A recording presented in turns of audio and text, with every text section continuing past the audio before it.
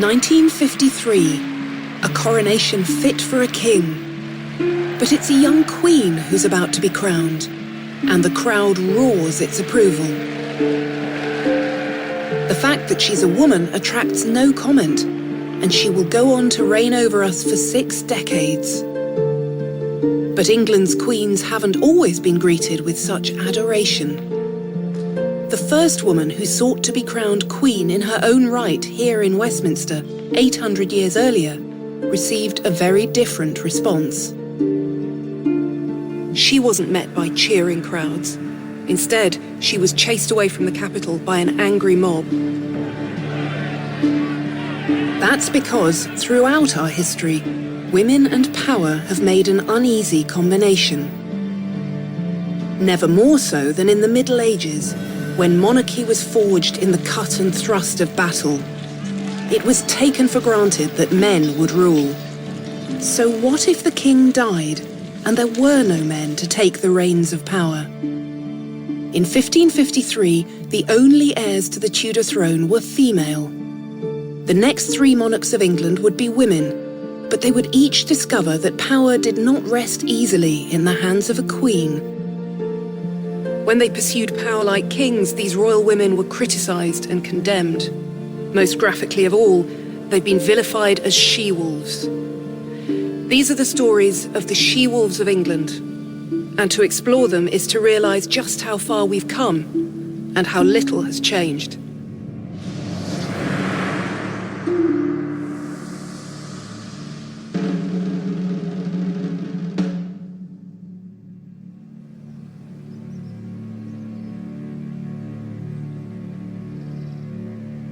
This impressive building is the old Royal Naval College. 500 years ago, another, even grander building stood on the same spot. It was one of the greatest residences of the Tudor kings. On the 6th of July, 1553, in the magnificent palace that once stood here at Greenwich, a 15-year-old boy lay dying. He was Edward VI, the only son of Henry VIII.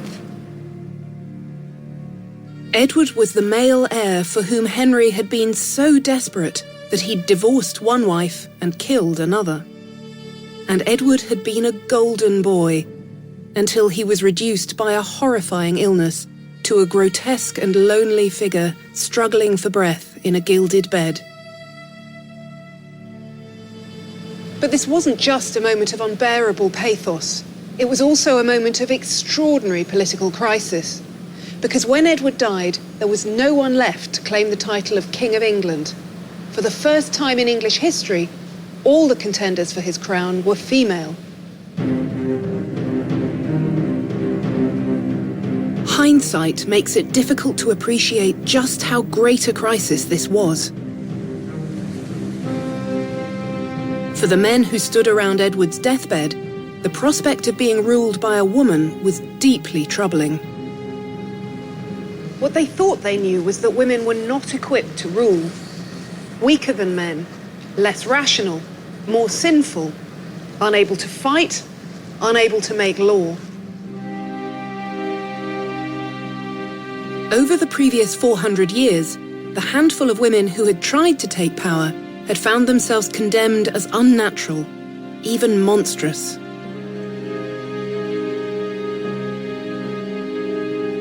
Whether through inheritance or by force, the crown of England had always been worn by a man.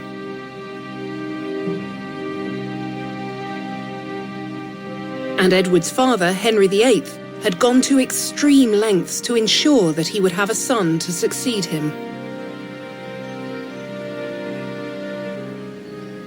This painting offers a revealing insight into Henry VIII's view of his dynasty.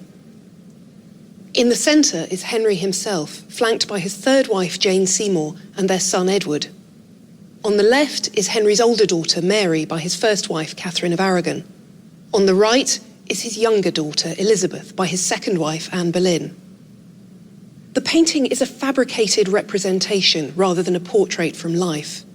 In fact, Jane Seymour had died just a fortnight after Edward's birth. But here she sits as the beloved mother of Henry's male heir. Henry's daughters, by contrast, are left on the sidelines.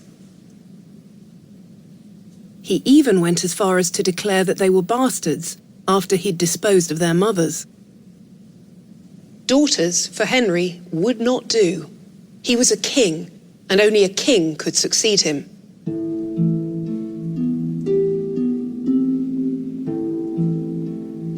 All of Henry's hopes for England's future rested on his son's shoulders. And when Henry died in 1547, 9-year-old Edward became King of England.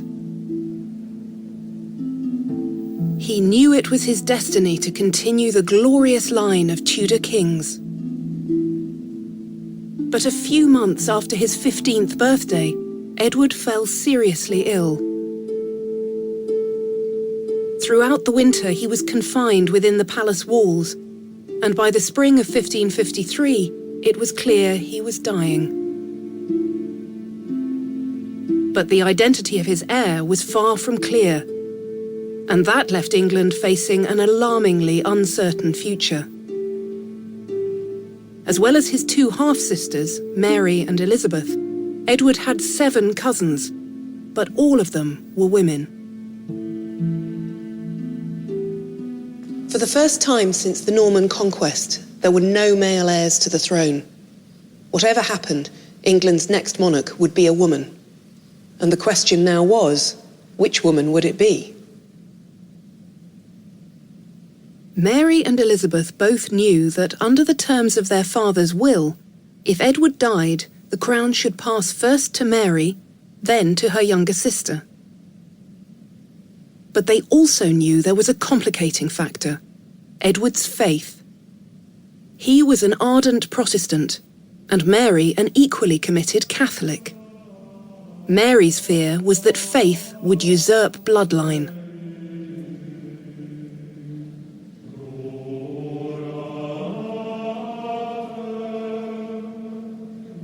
Mary had watched her father, Henry VIII, break from the Church of Rome and make himself head of the Church of England. But it was under Edward that England underwent a fully fledged Protestant Reformation. Edward was a precociously intelligent child. He'd been educated by Protestant tutors, and despite his young age, he was determined to make his people follow his faith. All that Mary held dear, the Latin Mass, sung in churches full of images and incense, was swept away to be replaced by an English prayer book and simpler forms of worship. For Edward, it was unthinkable that his own death should send his people back into the darkness of Catholicism.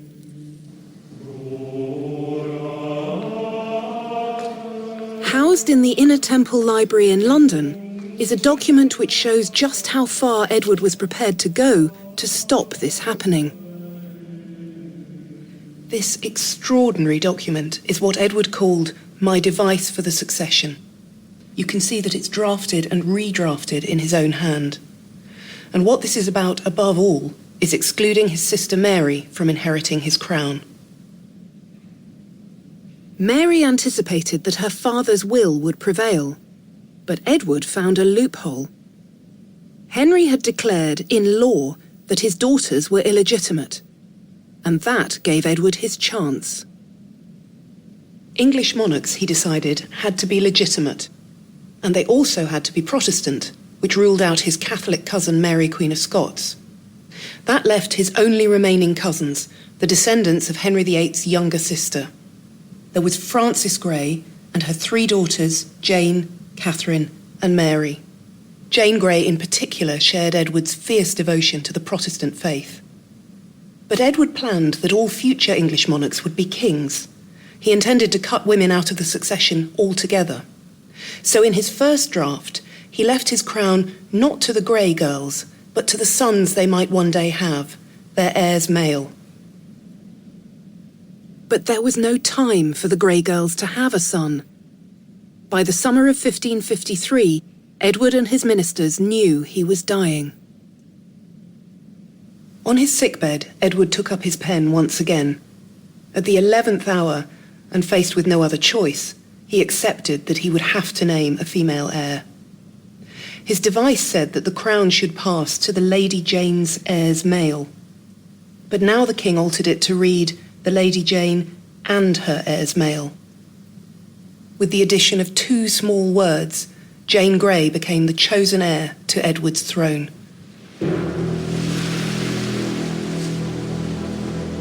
Mary was the rightful heir, but she had no inkling of these manoeuvres, and neither did Jane Grey. She was merely a pawn in a much larger political game. During Edward's reign, England had been ruled by a noble council as they waited for Edward to reach adulthood. These men ran the country in the name of the young king. At their head was the Duke of Northumberland. For him, 15-year-old Jane Grey was the perfect choice as Edward's heir. Not only was she a Protestant like Northumberland himself, but she had just been married to his son. June 1553 was a month of mounting tension. Northumberland sent warships to patrol the Thames and did everything he could to ensure his coup would go according to plan. Meanwhile, Mary and Elizabeth were kept ignorant of their brother's weakening condition, as one by one the king's lawyers and counsellors were called into his bedchamber to put their seals to the device for Lady Jane's succession.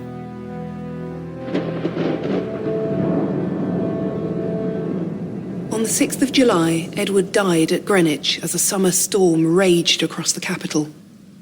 But the would-be Queens of England didn't yet know that their moment had come. The Duke of Northumberland wanted to ensure that the king's death was kept secret until the levers of power had been secured. 3 days after Edward's death, Jane Grey was summoned to meet Northumberland and other members of the Privy Council. She watched in bewilderment as they knelt before her, offering their allegiance to the new Queen of England. Her first reaction was a storm of grief for her dead cousin. Her second was horror. "The crown is not my right and pleases me not," she said. "The Lady Mary is the rightful heir." Jane Grey was strong-willed and ferociously intelligent, but she was only 15 and struggling with shock and grief. In the end, she couldn't hold out against her powerful and manipulative father-in-law, Northumberland. On the 10th of July, heralds at last appeared on the streets of London to tell Edward's subjects that their king was dead and to proclaim the accession of Queen Jane. The herald's proclamation was a lengthy document, largely because of the need to explain to Jane's subjects exactly who their new queen was. If the idea that she might inherit the throne had come as a shock to Jane herself, it was a bolt from the blue for the people of England, and beyond. The Emperor Charles V had to ask his envoys to send a family tree to explain Jane's claim to the crown. And on London streets, the news was met in puzzled and fearful silence.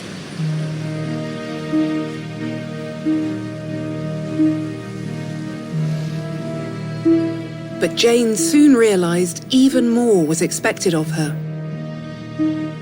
As she was taken to the royal apartments in the Tower of London to prepare for her coronation, it became clear that her father-in-law Northumberland expected his son to become king once she was queen. Jane later wrote that she was wrestling with a troubled mind, infinite grief and displeasure of heart as she struggled to cope with the shock of her situation. But all the same, she was prepared to flex her royal muscles. The question of the status of a reigning queen's husband was without precedent in English history. Jane's husband Guildford had assumed that he would become king when Jane became queen, but she was having none of it. She was worried that the crown might not rightfully be hers, but she was sure that it wasn't her husband's. Jane's stand precipitated a furious row with her father-in-law and her husband. When it was suggested that a crown be made for Guildford too, she said she would make him a duke, but not a king. Northumberland had expected a puppet. Now he was finding Jane wouldn't be so easily manipulated. But for the moment, this battle had to wait, because another strong woman was preparing for a fight. Mary. It was Mary, Henry VIII's eldest daughter, who was popularly understood to stand next in line to her brother's throne. Mary's sex had compromised her standing as his heir in her father's eyes, but the fact that she was female could hardly be used against her by supporters of Queen Jane. Still, the fact remained that Northumberland controlled the formidable machinery of government, and it wasn't clear what Mary could do to oust him.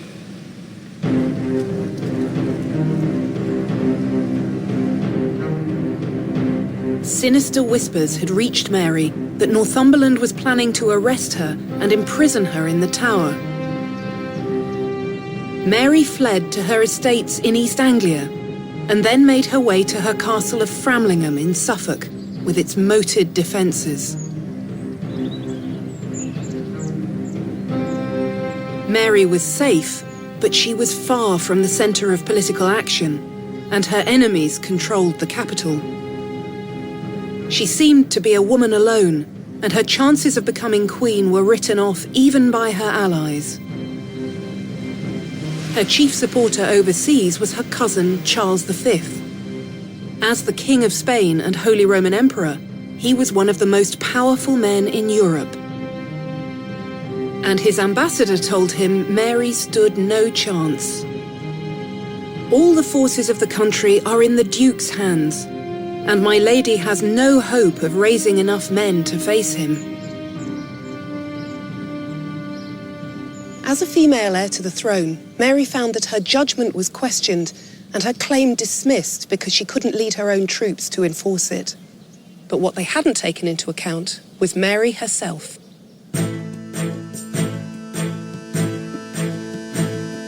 And that was a misjudgment on a massive scale. Mary was determined she would be queen. She sent letters to noblemen and gentry around the country, summoning them to come to their rightful queen's defence. They answered Mary's call in their thousands. The men who mustered their troops here at her castle of Framlingham in Suffolk were loyal to the old religion, or more simply to the lineage of Henry VIII. And their confidence in the justice of their mission was palpable.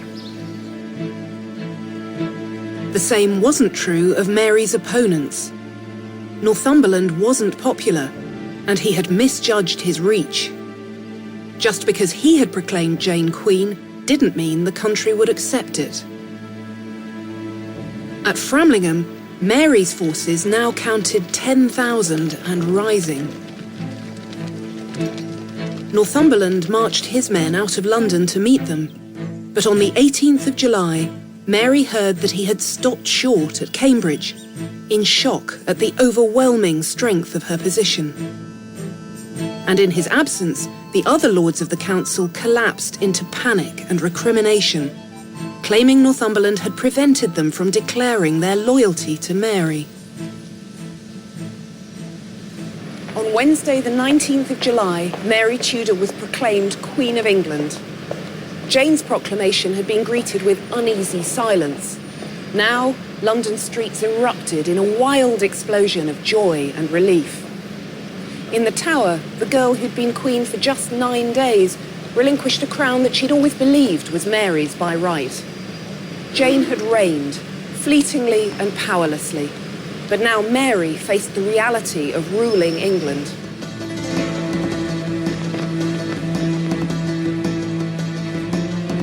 In just 9 days, Mary had routed her enemies. She ordered a traitor's death for the Duke of Northumberland. And Jane Grey, who had entered the Tower of London to prepare for her coronation, now remained there as a prisoner. But Mary refused to order the execution of a girl she saw as a wronged innocent. Mary's own right to the throne had been vindicated with overwhelming popular recognition. But as a woman, her right to exercise power as she saw fit was another matter. Mary's cousin, the Emperor Charles V, had no doubt of the constraints her sex would impose on her rule. Just 3 days into her reign, he sent his ambassadors some advice to pass on to the new queen. Let her be in all things what she ought to be, a good Englishwoman, and avoid giving the impression that she desires to act on her own authority. No king could have tolerated the prospect that he shouldn't act on his own authority. But Mary was being told she couldn't do that and be a good Englishwoman. For the time being, however, it seemed that Mary would play the good Englishwoman to perfection.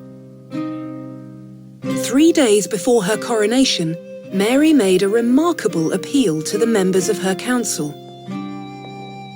Sinking to her knees before them, she spoke at length about her responsibility to God and her people, and then implored them to do their duty as her councillors because, she said, she had entrusted her affairs and person to them. The imperial ambassador reported that these great men of the realm were moved to tears, amazed as they all were by this humble and lowly discourse, so unlike anything ever heard before in England. How much of this public performance was heartfelt and how much was strategy?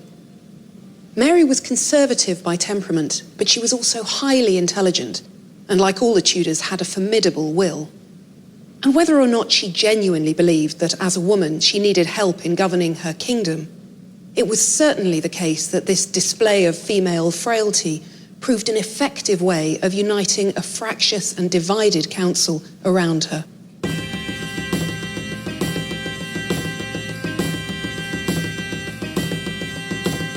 And with the backing of her council, Mary was about to achieve something no woman before her had ever managed. Jane may have been proclaimed England's queen for a fleeting moment, but she was never crowned. On the 30th of September 1553, Mary became the first Queen of England to be crowned in her own right. At her coronation in Westminster Abbey, like all previous kings, she wore crimson robes to receive the orb, sceptre, ring, spurs, and sword that represented the powers of kingship.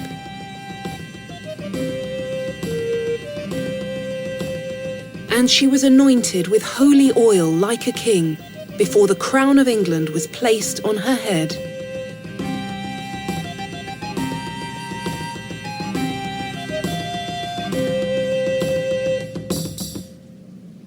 But the triumph of this ceremony was soon overshadowed by the prospect of another, Mary's marriage. She might be a crowned sovereign, but she was still a woman, and the consensus was that she needed a husband.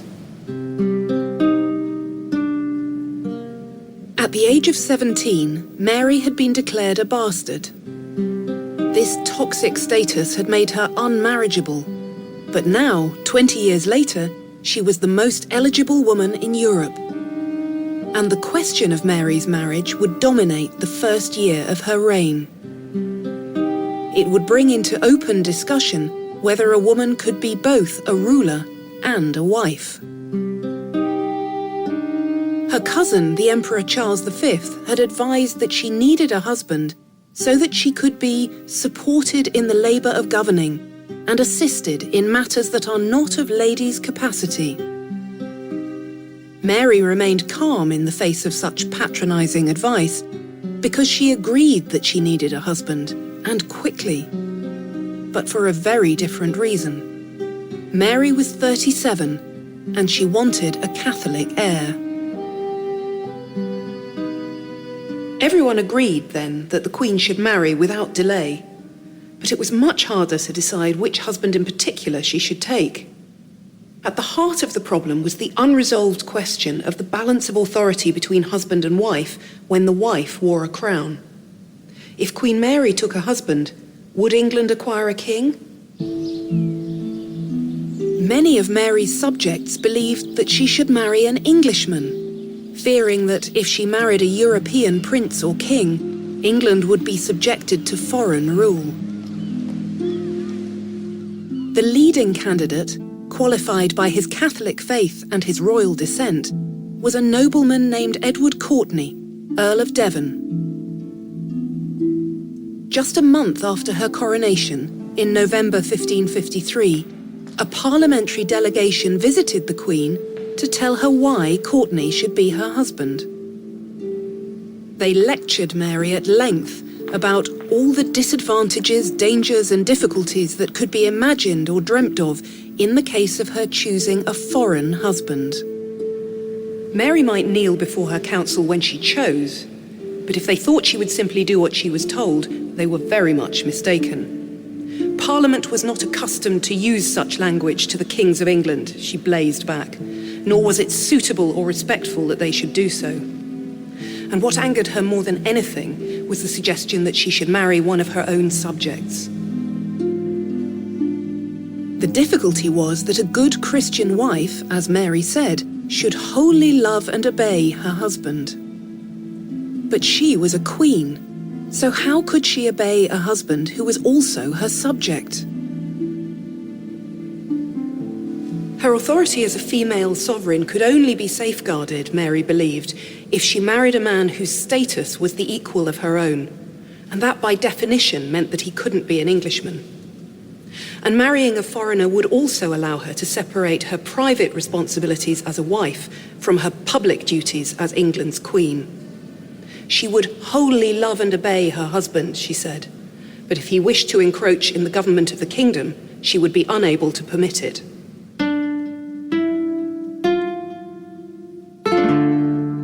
And Mary already had a suitable candidate in mind. Her first thought had been of her widowed cousin and her greatest supporter in Europe, the Emperor Charles V. But he was 53, immobilized by gout, catarrh and hemorrhoids, and he had no appetite for another marriage. In his place, he proposed his son, Philip, who was already ruling Spain on his behalf. While Mary's counsellors were arguing for an English husband, she had already committed herself to this Spanish match. Mary's decision to marry Philip has been seen as the defining mistake of her reign.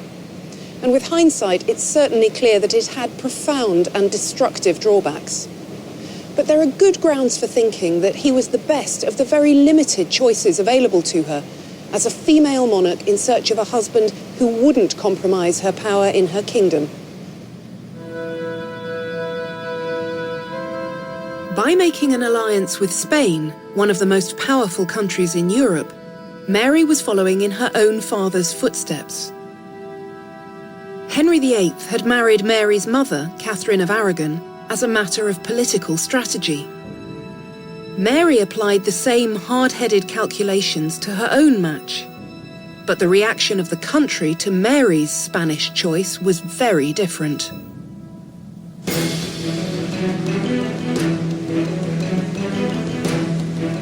As soon as the news began to spread that the ruler of Spain was coming to England to marry the Queen, a plot was hatched to save England's autonomy by removing Mary from the throne.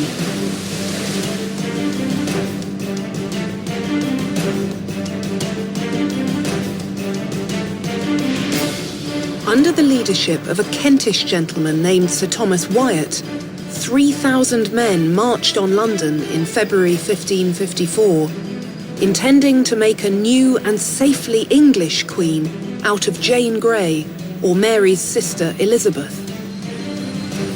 But once again, Mary showed that a female sovereign could lead her people in time of crisis, not by fighting, but by talking.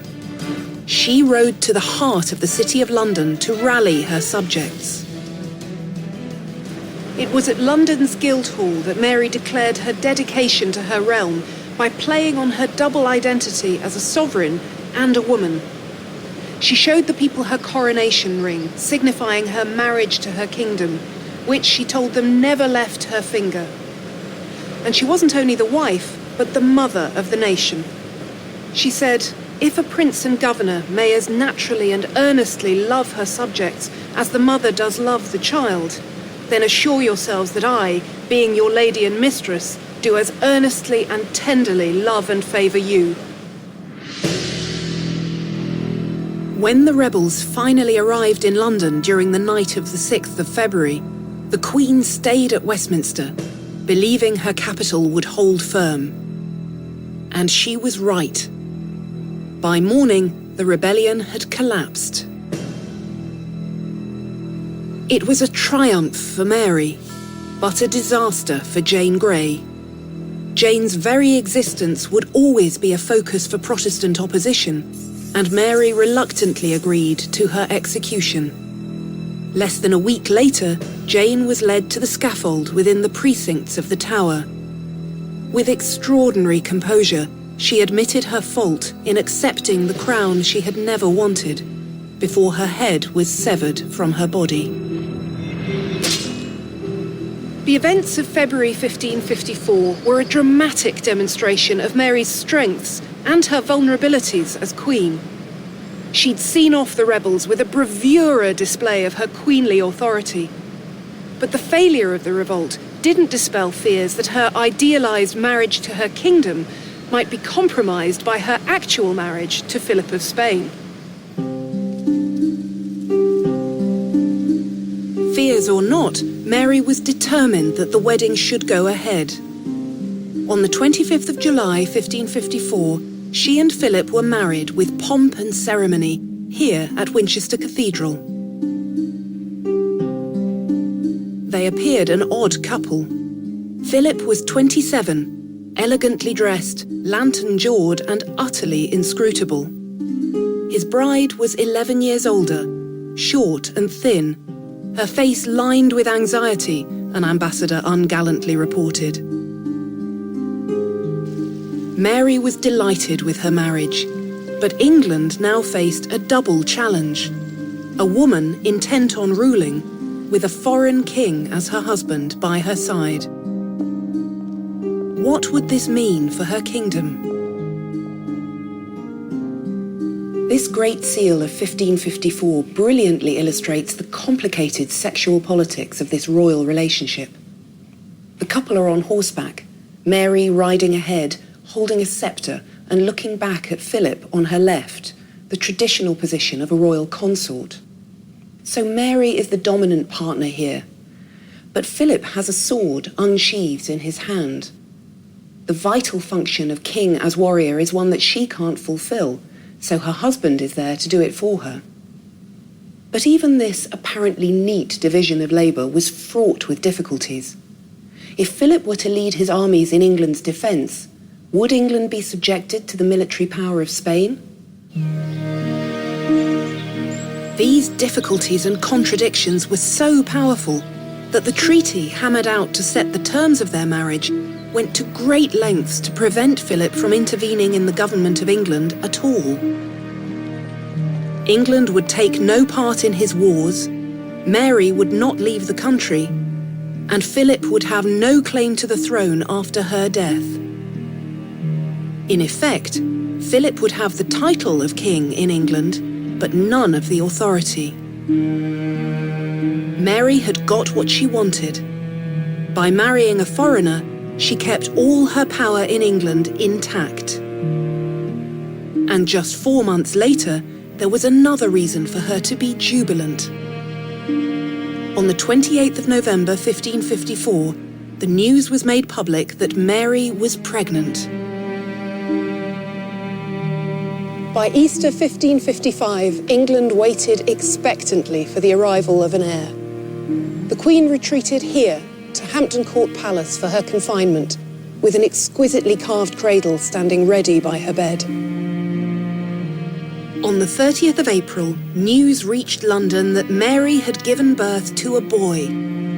The city erupted in celebration, but it proved to be rumour, running wilder than the bonfires in the streets, and was quickly denied. May came and went, and by July, when the Queen re-emerged in public with no further comment, it was clear that she was not, after all, pregnant. For Mary, it was a personal tragedy. She'd been elated at the prospect of giving birth to an heir.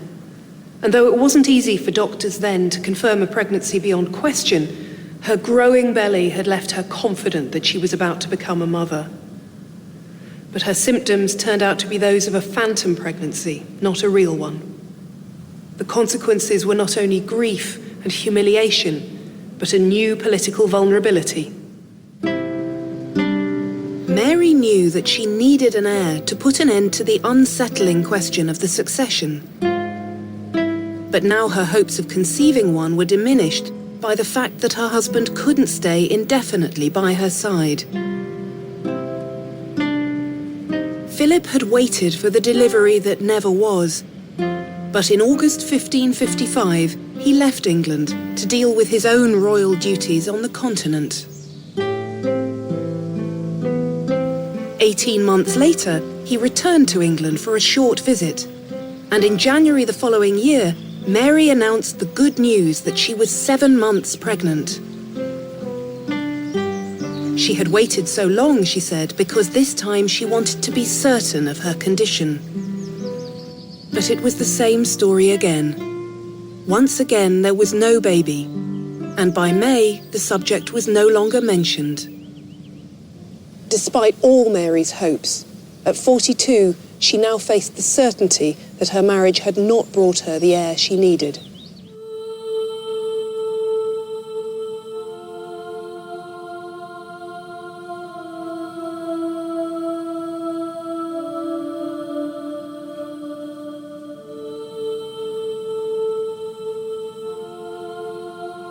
For all monarchs, the need to produce an heir and carry on the royal bloodline was of the utmost importance.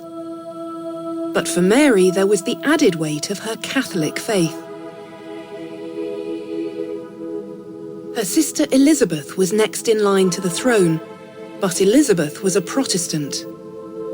Now, all Mary could do was to try, in her own lifetime, to make sure that Catholicism was firmly re-established in England.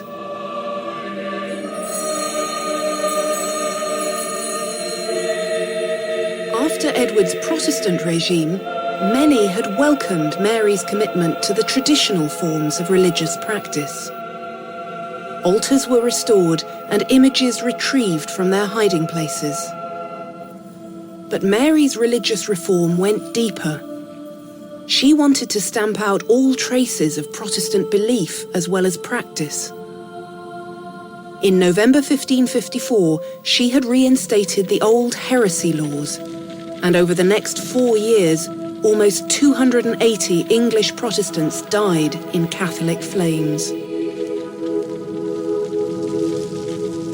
And it was that ferocity on the part of England's first sovereign queen that gave rise to the most explicit condemnation yet formulated of the whole concept of female rule.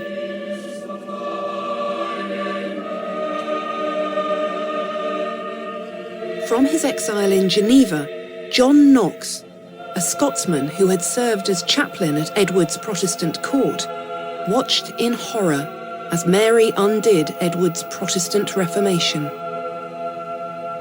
Knox responded in 1558 by publishing this book, the gloriously titled First Blast of the Trumpet Against the Monstrous Regiment, meaning regimen or rule, of Women. And it's clear from the first page that Knox was not about to mince his words. To promote a woman to bear rule, superiority, dominion or empire above any realm, nation or city is repugnant to nature, contumely to God, a thing most contrarious to his revealed will and approved ordinance, and finally, it is the subversion of good order, of all equity and justice. According to Knox, women's rule was monstrous, that is, unnatural and abominable, because women were subordinate to men by the laws of God and nature. For Knox, Mary's spiritual fornication and whoredom made her the uttermost of God's plagues. This is a piece of thunderingly misogynist polemic. But behind Knox's ranting lay a much deeper and wider cultural unease about the very idea of women holding political power. And there was an intractable catch-22 at work here. Women were soft and weak, hence unfit to rule. But a woman who showed herself to be strong was not the equivalent of a man, but a monster, a crime against nature. This double bind stood at the heart of Knox's portrayal of Mary. He declared that she was unworthy by reason of her bloody tyranny of the name of woman. History would echo Knox's verdict by dubbing this Catholic queen Bloody Mary. Mary's desire to be both a female king and a wife proved just how difficult this combination could be.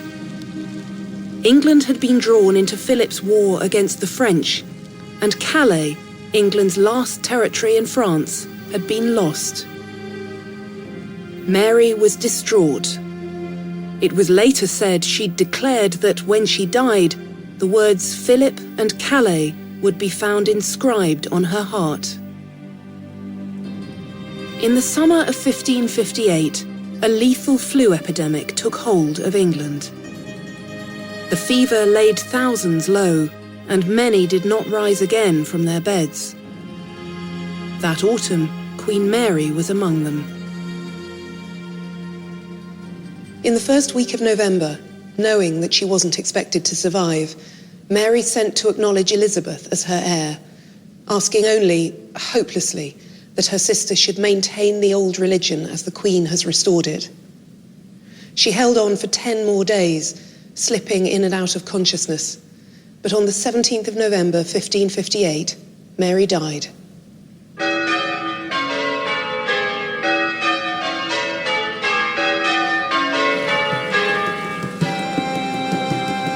This time, there was no question who would succeed, and no protest that she was a woman.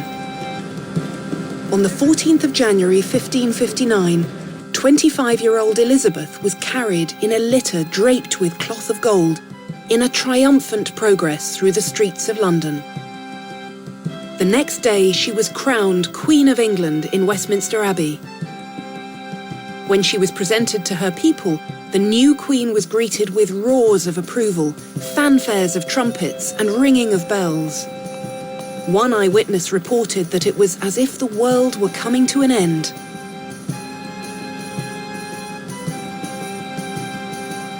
The fresh young queen revelled in this tumultuous welcome, and the contrast with her weary predecessor was stark.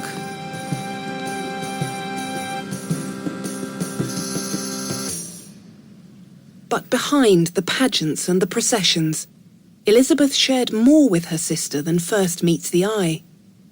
Both faced the same challenge, to be, as Mary's funeral oration declared, a queen, and by the same title, a king also. When Elizabeth came to the throne, the two most urgent questions she faced were the very same ones that had confronted Mary: her marriage and her country's religion. Her advisers in England and observers abroad assumed that the two questions were one and the same, because what would determine England's religion, they thought, wasn't Elizabeth herself, but the identity of her future husband. The Spanish ambassador said as much to Philip of Spain just 4 days after Mary's death. "The more I think over this business," he said, "the more certain I am that everything depends upon the husband this woman may take. If he be a suitable one, religious matters will go on well. But if not, all will be spoilt." Once again, it was assumed that the Queen would have to marry, and that the men around her would play a decisive role in choosing her husband. First among the Catholic candidates was Mary's widower, Philip of Spain himself. "If she decides to marry out of the country," his ambassador wrote confidently, "she will at once fix her eyes on your Majesty."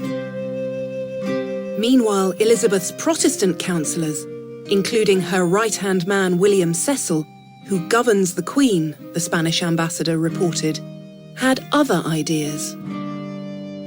The Crown Prince of Sweden, who sent lavish gifts of gold and horses to press his suit. Or a small handful of hopefuls among the English nobility.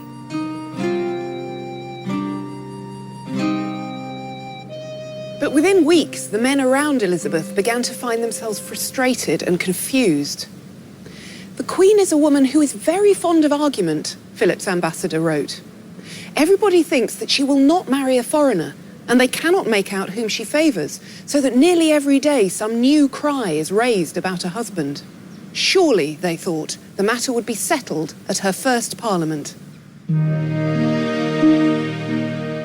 And so, on the 6th of February 1559, in the Palace of Westminster, a parliamentary delegation, headed by the Speaker of the House of Commons, presented Elizabeth with a petition that she should marry and give the kingdom an heir, which was, said the Speaker, the single, the only, the all-comprehending prayer of all Englishmen. Elizabeth's reply to her Parliament was a masterpiece of oratory that demonstrated her determination to be both queen and ruler. If she did ever marry, she would only choose a husband who would be as careful of her realm as she was herself. If she didn't, then God, she was sure, would provide an heir to secure England's future. "And in the end," she said, "this shall be for me sufficient, that a marble stone shall declare that a queen, having reigned such a time, lived and died a virgin." This was an extraordinary declaration. No king would ever have suggested that he should remain unmarried and give up his chance to father an heir. But none of her subjects believed she meant what she'd said. And unlike Mary, Elizabeth, at 25, had the luxury of time to put off her decision about who and when to marry. Her speech-making didn't stop the suitors, and their diplomatic overtures continued to be met with flirtatious prevarication. Her first suitor, Philip of Spain, was the first to lose patience. When he married a French princess in April 1559, Elizabeth said sharply that he couldn't have been as much in love with her as he'd claimed, since he hadn't been prepared to wait 4 months for her. But declarations of love had only ever been a political game. What had changed Philip's mind was the realization that Elizabeth would never be a good Catholic wife. She had made it plain that she, not any husband she might take, would decide the vexed question of England's religion. Elizabeth didn't share the dogmatic faith of either of her siblings, and she had seen all too clearly how the sight of Protestant flesh burning in Catholic flames had discredited Mary's government.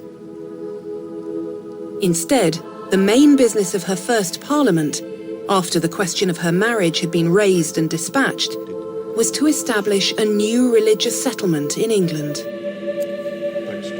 After weeks of bitter argument between Catholics and hardline Protestants, Elizabeth adjourned the session. And when, on the 3rd of April 1559, Elizabeth reassembled her Parliament, she had come to a decision that gave in to neither side.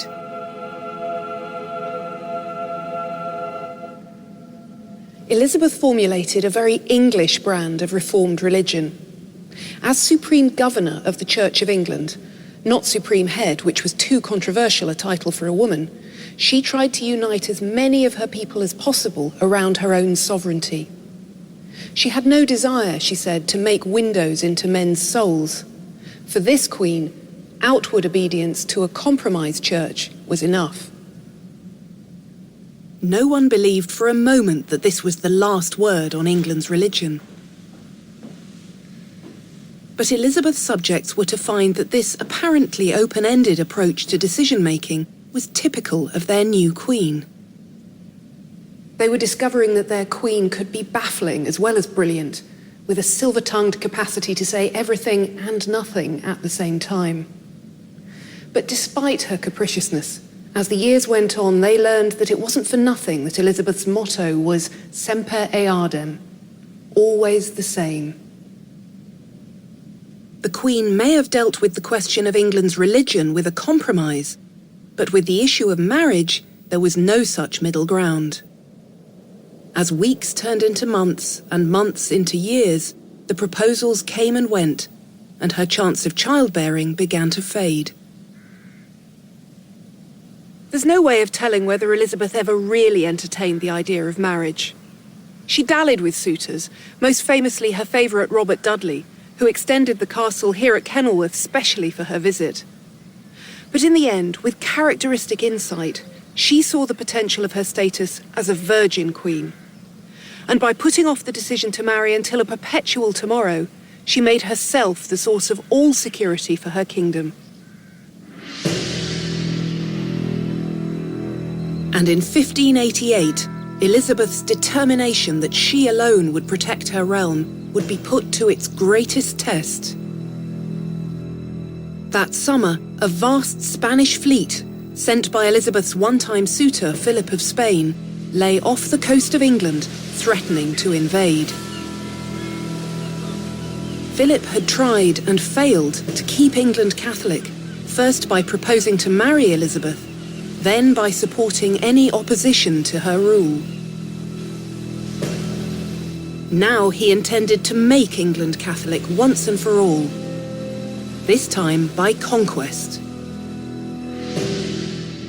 And confronted by Philip's forces, with no husband to hold a sword for her, 54-year-old Elizabeth faced the challenge alone.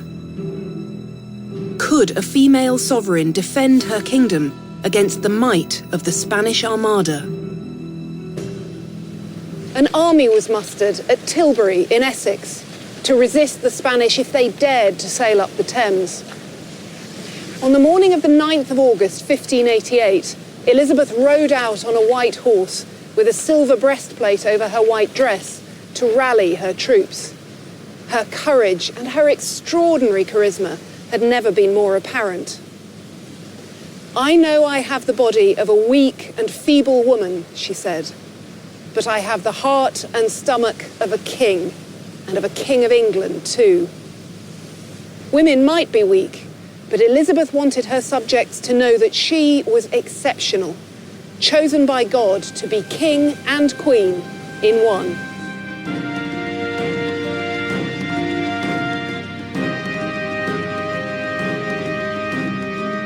And heaven clearly approved.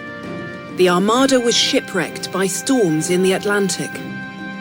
As Elizabeth declared, God breathed and they were scattered.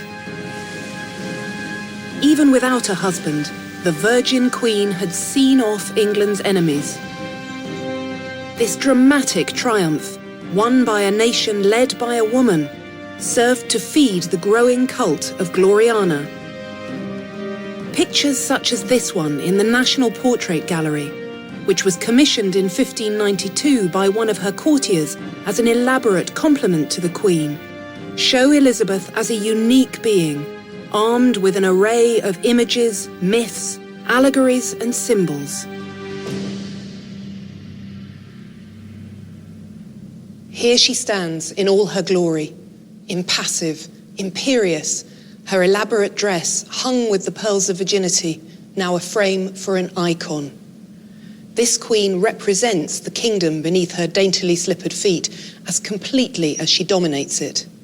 She is king, queen, virgin, wife, mother and goddess, with a man's heart in a woman's breast. Not simply a woman, but a woman chosen by God to rise above the limitations of her sex. But Elizabeth's power entailed a sacrifice. It had to be exercised alone.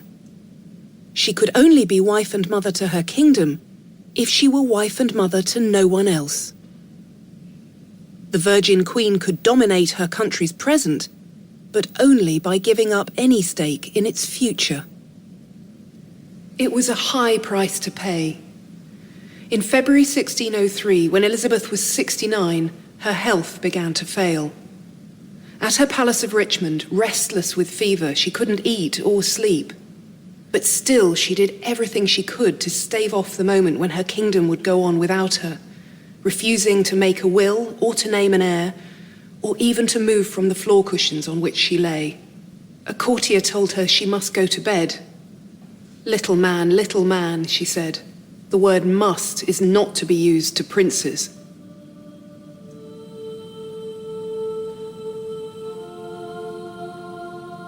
But the flattering rhetoric and the ageless portraits couldn't save her.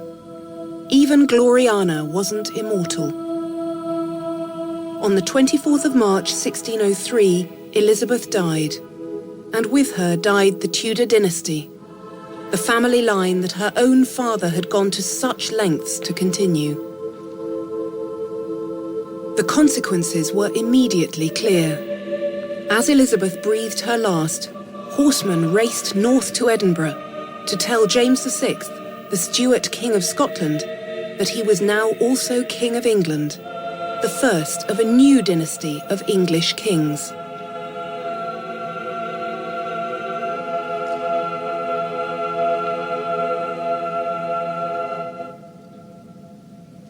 Elizabeth had ruled England for 45 years. She had shown not just that female rule was possible, but that it could be glorious.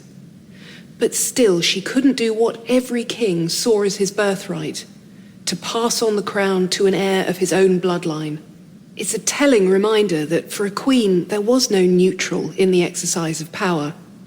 Power was male, and a woman who sought to rule faced compromises and criticism of a kind that would never have applied to a man.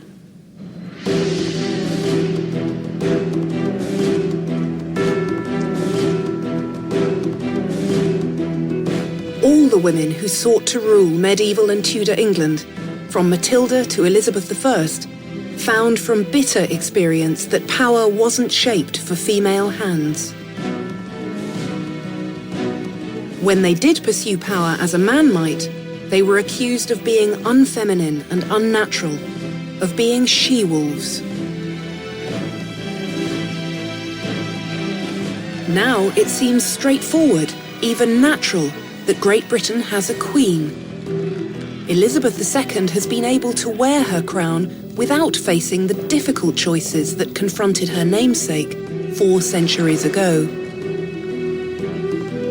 But there's a reason for this. Unlike her medieval and Tudor predecessors, our Queen reigns rather than rules. When she comes here to the House of Lords to open a parliament, she speaks her government's words, not her own. My government's legislative programme will be based upon the principles of freedom, fairness and responsibility. A woman with real power is still the exception to the rule. If we examine our instincts and our institutions, power still looks, sounds, and feels overwhelmingly male. So in the end, is the culture of power in the modern world less different from the medieval past than we'd care to admit?